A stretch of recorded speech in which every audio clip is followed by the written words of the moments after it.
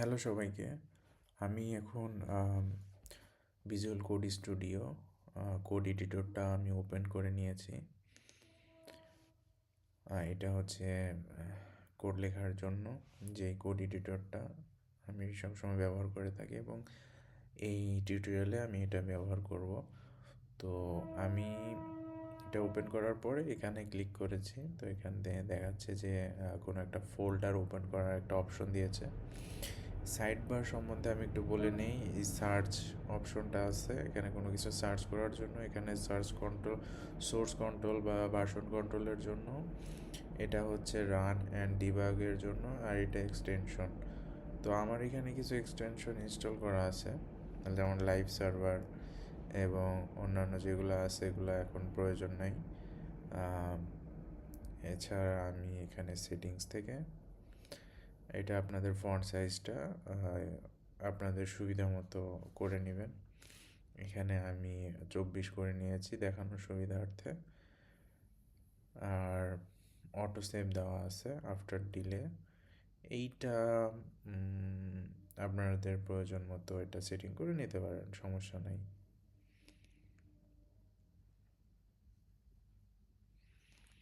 তো আমি আবার চলে যাই এখানে। আচ্ছা, আমরা প্রথমে একটা ফোল্ডার ওপেন করি, নিউ ফোল্ডার। এটার নাম দেওয়া যায়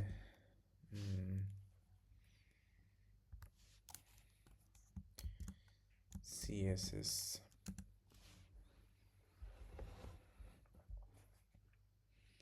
আচ্ছা, আমরা এই CSS ফোল্ডারটা এখান থেকে ওপেন করতে পারি আমরা। অপশন আছে কি না,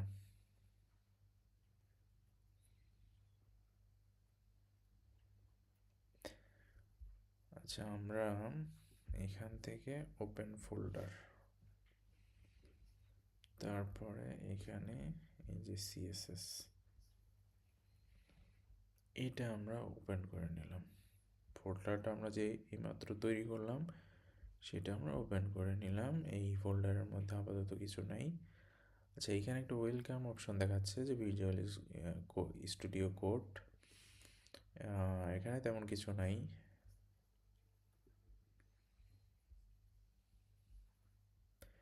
আমরা এইখানে একটা HTML ফাইল তৈরি করি, index.html।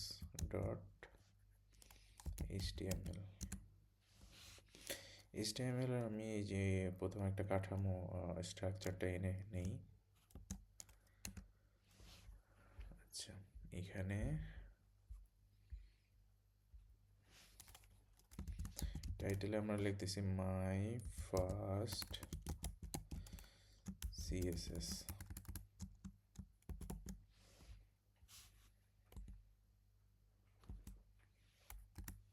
সরি।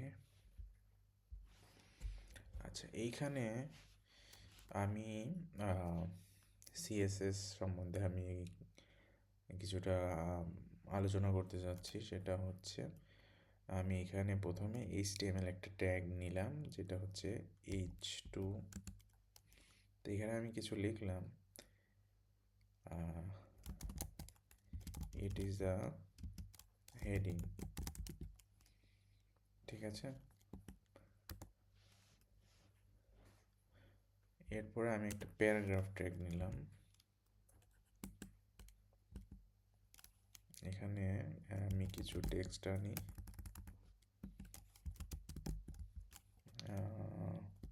30টা ওয়ার্ড আর কি। তো এইখানে আমরা জেনেছিলাম বা এর প্রিভিয়াস টিউটোরিয়ালে শিখেছিলাম যে CSS তিনভাবে লেখা যায়। একটা হচ্ছে ইনলাইন CSS এবং ইন্টারনাল CSS এবং এক্সটার্নাল CSS। তো আমরা ইনলাইন CSSটা প্রথমে দেখি। সেটা লেখার জন্য আমরা এই যে H2 যেই এলিমেন্টটা নেওয়া হয়েছে, এটার এই ফার্স্ট ট্যাগ অর্থাৎ ওপেনিং ট্যাগের পরে হচ্ছে আমি একটা স্পেস দিয়ে লিখবো স্টাইল। হ্যাঁ, এসটি লিখতেই এটা চলে আসলো যে স্টাইল এবং ইকুয়াল দিয়ে কোলন চিহ্ন, এটা হচ্ছে চলে আসলো। এটা হচ্ছে কোড, যে আমরা যে কোড এডিটরটা ইউজ করতেছি এইটারই হচ্ছে একটা সুবিধা। ওরা এটাকে সহজ করে দিছে, যে আমরা কি লিখতে চাচ্ছি সেটা ওরা দ্রুত করার জন্যই আর কি এই কাজটা, মানে এই সুবিধাটা দিয়ে থাকে। তো এইখানে আমরা কালার প্রপার্টি নিলাম এবং কোলন দিলাম এবং লাস্টে দেখেন সেমিকোলন এসে পড়ছে, এটা অটো আসছে। এখন একটা ভ্যালু লিখতে বলতেছে, অর্থাৎ কালার প্রপার্টিটা আমরা যে নিলাম, যে কালারের ভ্যালুটা কী হবে। ধরেন এইখানে টমেটো কালারটা আমি নিলাম, অর্থাৎ অথবা রেড নিলাম, রেড। তাহলে এইখানে দেখেন যে এই কালার লেখাটা এটা হচ্ছে একটা প্রপার্টি। এরপরে কোলন দিয়ে তারপর আমরা লিখতে পারি এটার ভ্যালু রেড, এবং লাস্টে একটা সেমিকোলন দিতে হবে। তাহলে এখানে আমরা একটা সিএসএস কমান্ড দিলাম, যেটার কারণে আমরা এটার আউটপুট দেখতে পাবো। সেটা হচ্ছে আমরা যদি ফাইলে যে এইটা ওপেন করি,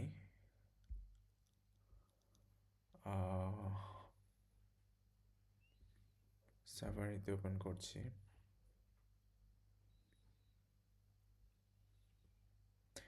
হ্যাঁ এই যে এইখানে দেখতে পাচ্ছেন আমি যে হেডিং ট্যাগটাতে কালার দিয়েছি, কালার রেড, সেই রেড কালারটা দেখতে পাচ্ছেন, ঠিক আছে। আচ্ছা, এইবার আমি এখানে যেহেতু কোলন দেওয়া আছে, কোলন আমাদের দিতে হবে, এবং একটা স্পেস দিয়ে, আমি স্পেস না দিলেও সমস্যা নেই যেহেতু কোলন দেওয়া আছে, এবং সবসময় কোলন হবে, এটা স্পেস দেন আর না দেন। তো আমি আর একটা সিএসএস প্রপার্টি আমি এখানে ইউজ করতে যাচ্ছি, সেটা হচ্ছে ব্যাকগ্রাউন্ড কালার।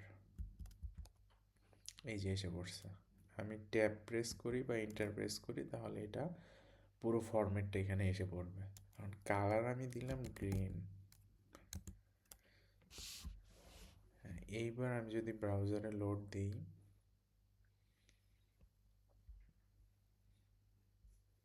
এই যে এখানে এসে একটা রিলোড দেওয়া লাগবে।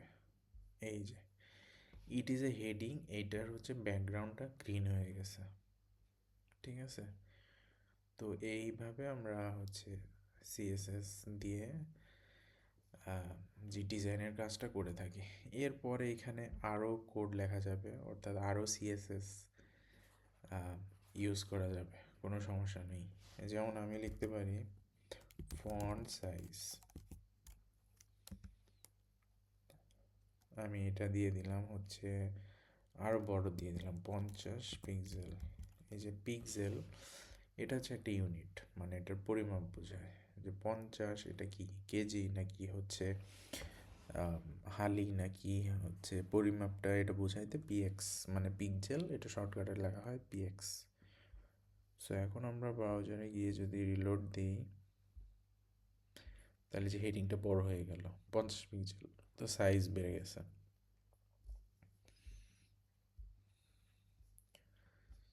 আচ্ছা, এইবার আমরা দেখব হচ্ছে ইন্টারনাল সিএসএস কীভাবে লিখতে হয়। ইন্টারনাল সিএসএস লেখার জন্য এই যে হেড, এই হেড ট্যাগের মধ্যে আমাদের একটা ট্যাগ নিতে হবে, সেটা হচ্ছে স্টাইল। তো এইখানে আমরা কোন ট্যাগটাকে আমরা হচ্ছে সিএসএস করব, অর্থাৎ ডিজাইন করব, সেটা আমাদের সিলেক্ট করে নিতে হবে। তো এই জন্য এটাকে বলে, আমরা এখানে যা লিখবো সেটাকে বলে সিলেক্টর। ফর এক্সাম্পল এখানে আমি পিকে সিলেক্ট করতে চাই, তাহলে লিখবো পি, অর্থাৎ পি ট্যাগ, এই জন্য পি। এবং তারপরে আমরা হচ্ছে একটা হচ্ছে সেকেন্ড ব্র্যাকেট নিব, এবং তার ভিতরে আমরা হচ্ছে সিএসএস যে প্রপার্টিগুলো এগুলো লিখতে পারি। সেটা হচ্ছে এখানে আমি লিখলাম যে ফন্ট ওয়েট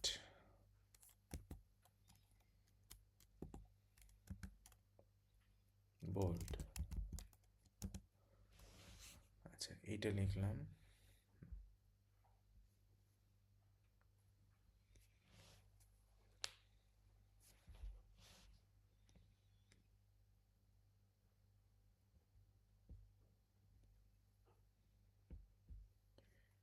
এখন আমরা যদি রিলোড দিই তাহলে যে এই লেখাটা বোল্ড হয়ে গেছে। আমরা চাইলে আরও এখানে সিএসএস করতে পারি, যেমন এইখানে আমরা গিয়ে সুন্দরভাবে সাজিয়ে লেখার জন্য আমরা ইন্টার দিয়ে এখানে আমরা আর একটা প্রপার্টি ইউজ করতে পারি। ফর এক্সাম্পল এখানে আমি বর্ডার দিতে চাই, বর্ডার 2 পিক্সেল সলিড হবে এবং কালার হবে ব্ল্যাক।